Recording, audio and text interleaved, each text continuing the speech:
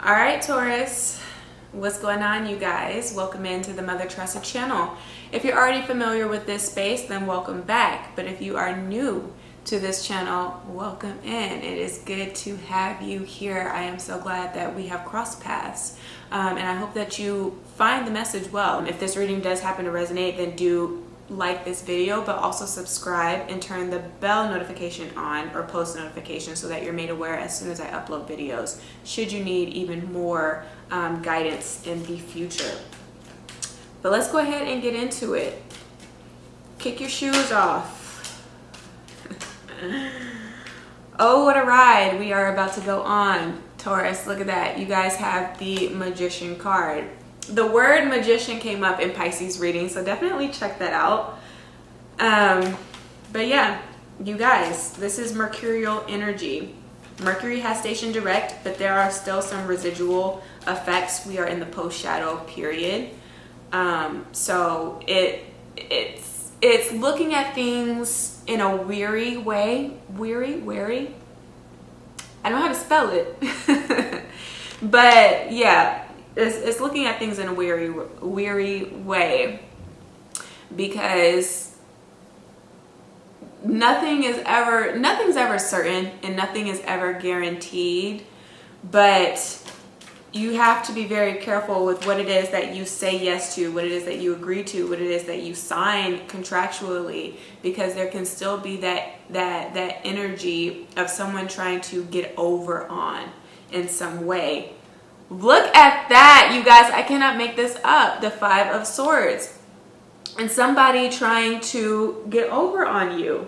So this is you guys having to tap into your ingenuity, okay? And really learning or knowing how to read between the lines and potentially nonverbal cues, so that you know how to outwit the person or circumstance that you may find yourself in, if it's not too late, right? If this hasn't already happened for you guys.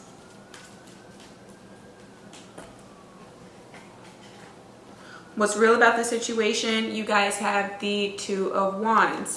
Following your instincts, okay? It is imperative, I'm hearing that word loud and clear, it is imperative that you follow your instincts, that you also do what is best for you, and whatever it is that you're putting your energy to, don't half-ass it, right? Do the best that you can with the resources that you already have.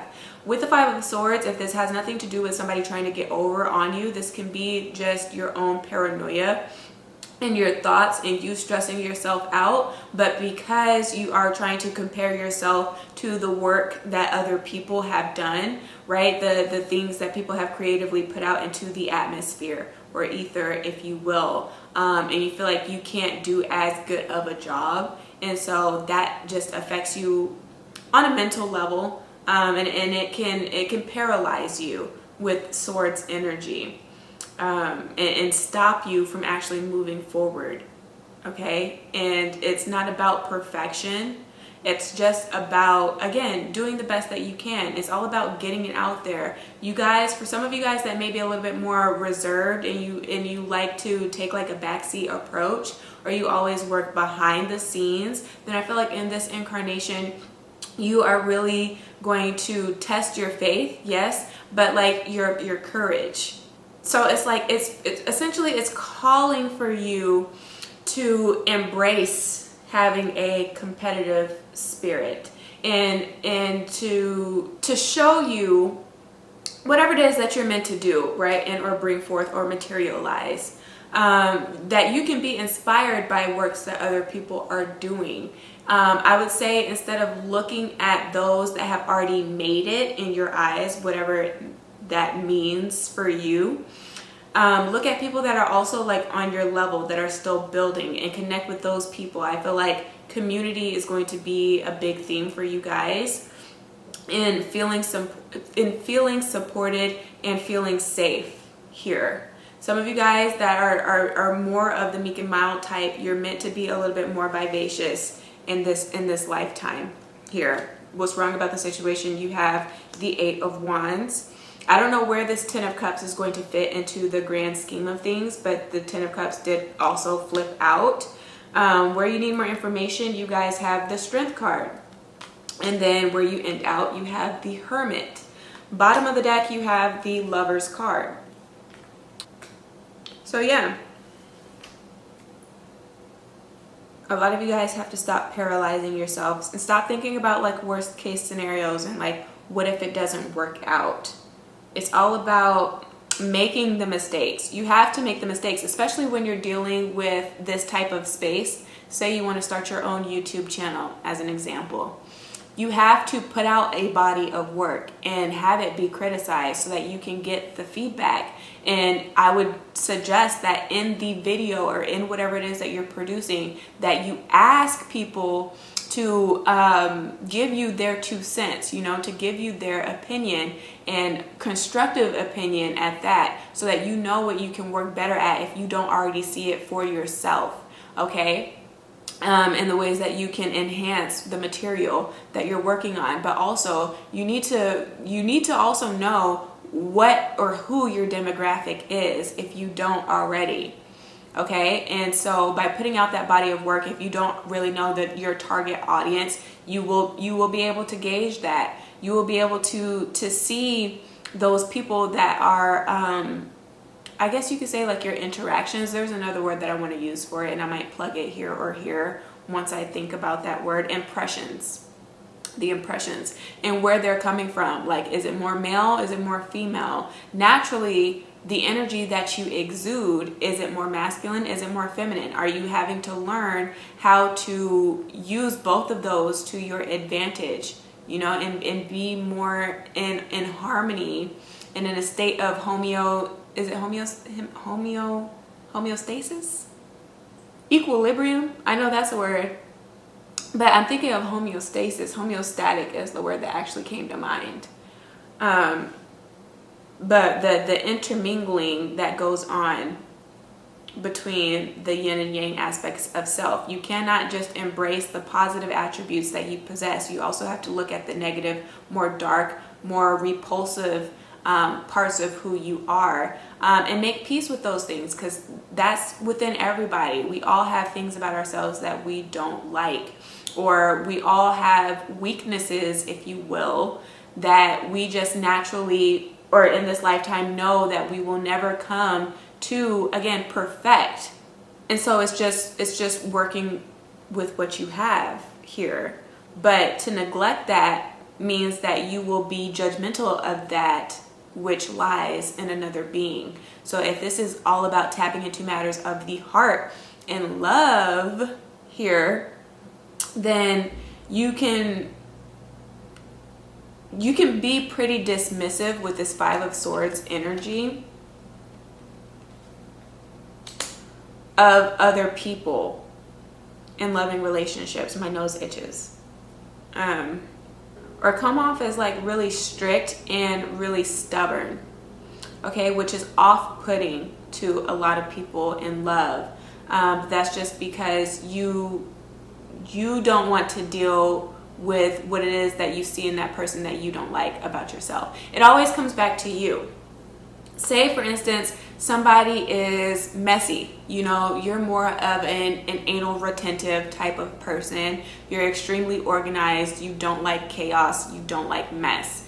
And you're dealing with somebody that is messy. Okay? And so you always have a snarky remark to that person, or it comes off like you're like disgusted by it. But then with the Swords energy, it can be pretty hypocritical. So though your space may be organized, your mind isn't, you know? And so you don't like the externalization of what you're seeing about what internally is going on with you.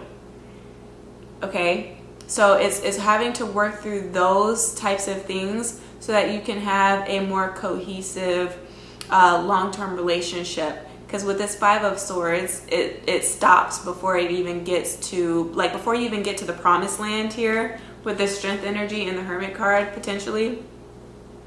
just Hermes being Virgo's energy.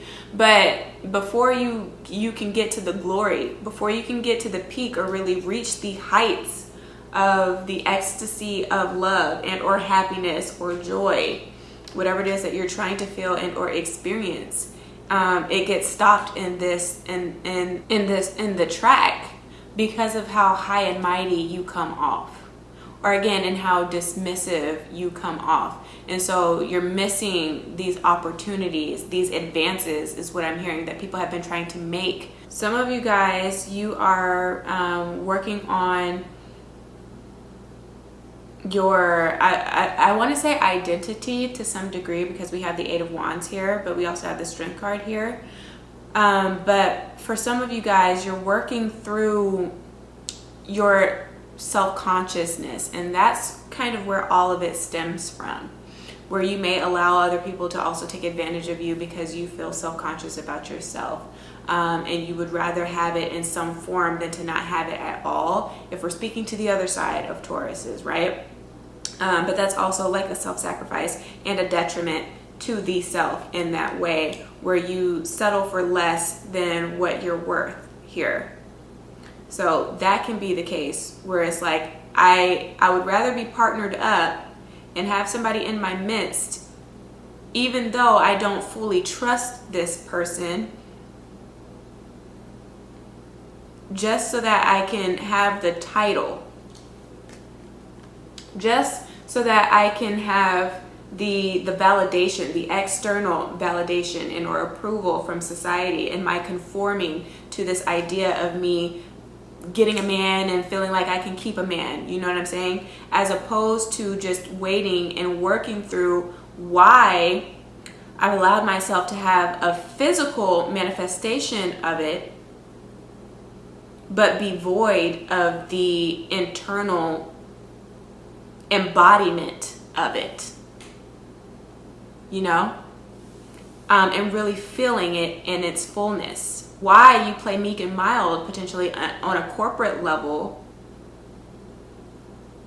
because you don't actually trust yourself and the power that you contain within.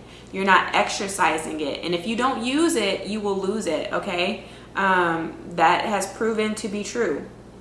It's tried and true. Some of you guys are going through trial and error with certain things that you're trying to present and or create, right, and or alchemize here.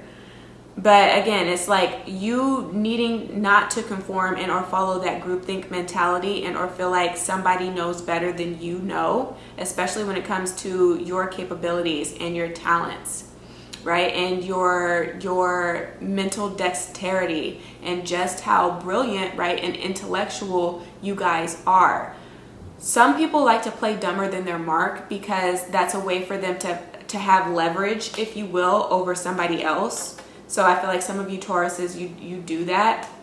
You're a lot slyer or a lot more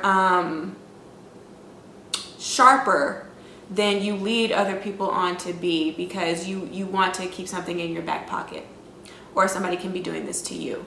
But you're having to overcome that, because that's you operating from a very low vibrational level. And again, you not trusting yourself and your power to be able to be forthright and or upcoming, or forthcoming, yeah. To be straightforward, to be able to demand without being aggressive, you know, demanding your place in society, in the workplace, with your position as well over this boss. Okay, no one person has all of the answers, so you need to stop putting other people on pedestals, again, especially if this is coming to your workplace environment. But also understand that what that person possesses, you too possess within. And so it's you being brave enough to tap into that energy to fulfill your own destiny in that way, so that you can elevate as well. This is all about ascension. This is all about evolution of the mind, of the body, of the spirit. Mind, body, spirit, of the heart. What are the four? You know what I'm talking about. You know. So it's embodiment. So yeah, that's what's coming through for you guys. If this reading resonated, give me a thumbs up. Share this with your friends and family. Subscribe if you haven't, and book with me should you need to. But if I don't hear from you, then just do take care of yourself and your soul until you hear from me again. Ciao.